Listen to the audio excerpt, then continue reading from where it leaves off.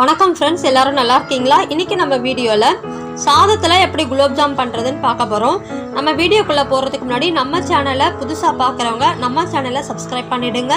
அப்படியே பக்கத்துல இருக்கிற பெல் ஐக்கானை அழுத்திடுங்க. இப்போ வாங்க நம்ம வீடியோக்குள்ள போயிடலாம்.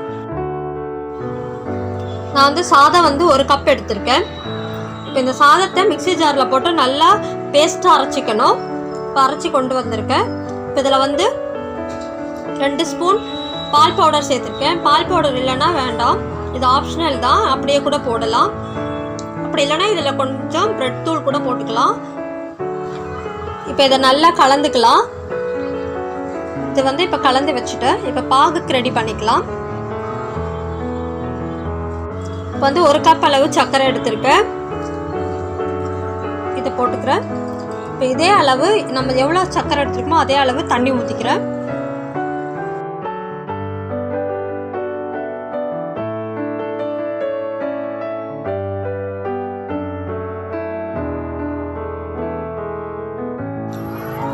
இப்போ இதை ஸ்டவ்வில் வச்சுட்டு நம்ம பாகு எடுத்துக்கலாம். இதில் ஒரு 3 ஏலக்காய் போட்டிருக்கேன். இப்போ இது பாகு பிசு பிசுன்னு இருக்கிற பதம் தான் இப்போ நமக்கு வேணும். இப்போ பாருங்கள், இப்போ பாகு நல்லா கொதிச்சிடுச்சு, பிசு பிசுன்னு இருக்குது. இந்த கம்பி பதம்லாம் வந்துடக்கூடாது, அதுக்கு முன்னாடியே இறக்கிடணும். இப்போ அரைச்சி வச்சுருக்க சாதத்தை உருண்டையாக உருட்டிக்கலாம். எண்ணெய் போட்டு தான் உருட்டணும், இல்லைன்னா கையில் ஒட்டும். அதனால் எண்ணெய் போட்டுக்கோங்க. எண்ணெய் போட்டு நமக்கு தேவையான அளவு உருண்டையாக உருட்டிக்கலாம்.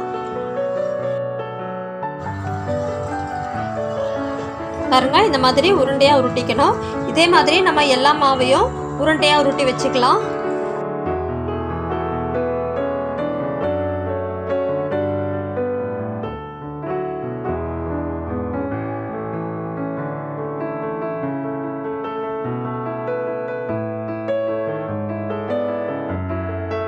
எல்லா மாவையும் நான் உருண்டையாக உருட்டியிருக்கேன். இது ஒரு 10 உருண்டை வந்திருக்கு. இப்போ எண்ணெய் காய வச்சுருக்கேன். கடாயில் எல்லாத்தையும் போட்டு பொரிச்சு எடுத்துக்கலாம்.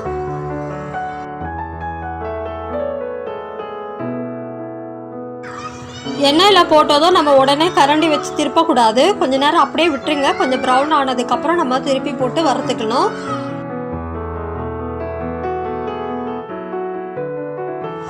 இப்போ பாருங்கள், இப்போ இது ரெடி ஆகிடுச்சு. இந்த உருண்டைகள்லாம் நல்லா ப்ரௌன் ஆகிடுச்சு. இப்போ இதை நம்ம பாகில் அப்படியே சேர்த்துக்கலாம். சூடாக இருக்கும் போதே பாகில் சேர்த்துடலாம்.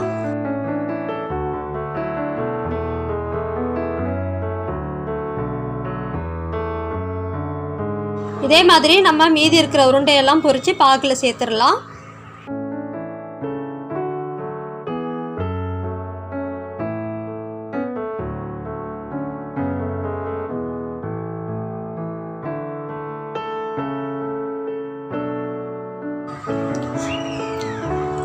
இதே மாதிரி பழைய சாதத்தில் இதே மாதிரி பண்ணலாம், ரொம்ப நல்லா வரும். சாதம் இந்த மாதிரி மீந்துருச்சுன்னா தண்ணி ஊற்றி வைப்போம் இல்லையா, அதில் இந்த மாதிரி குழந்தைங்களுக்கு ஸ்நாக்ஸ் செஞ்சு கொடுத்தோம்னாக்கா ஈவினிங் ஸ்நாக்ஸ்க்கு ரொம்ப நல்லாயிருக்கும். இந்த வீடியோ உங்களுக்கு பிடிச்சிருக்கோன்னு நினைக்கிறேன். இந்த வீடியோ உங்களுக்கு பிடிச்சிருந்தா லைக் பண்ணுங்கள், ஷேர் பண்ணுங்கள், கமெண்ட் பண்ணுங்கள், மறக்காமல் சப்ஸ்கிரைப் பண்ணிவிடுங்க. தேங்க்யூ.